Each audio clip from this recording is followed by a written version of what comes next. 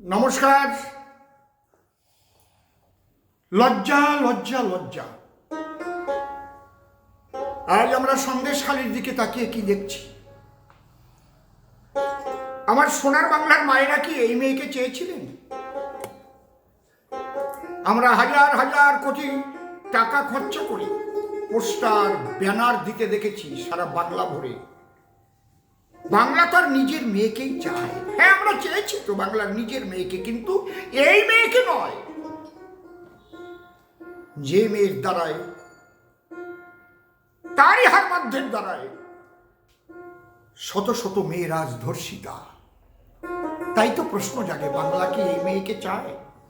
তবে আমার মনে হচ্ছে এটা কোনো একটা নূতন শ্রী বা ভাণ্ডার উনি অতি গোপনে তৈরি করেছেন, যেটা আমরা জানি না। কারণ আমরা দেখেছি উনি নিজে বলেছেন যে বৃদ্ধা ধর্ষিতা হলে সে কত টাকা পাবে, একজন যুবতী ধর্ষিতা হলে সে কত টাকা পাবে ক্ষতিপূরণ, আর একজন গৃহবধূ ধর্ষিতা হলে সেই বা ক্ষতিপূরণ কত টাকা পাবে। ভেবে ভাবতে পারেন আপনারা?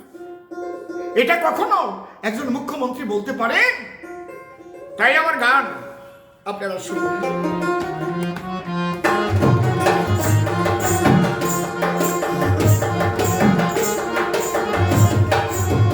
বাংলা কি এই মেয়েকে চায়, বাংলা কি এই মেয়েকে চায়, বাংলা কি এই মেয়েকে চায়, বাংলা কি এই মেয়েকে চায়।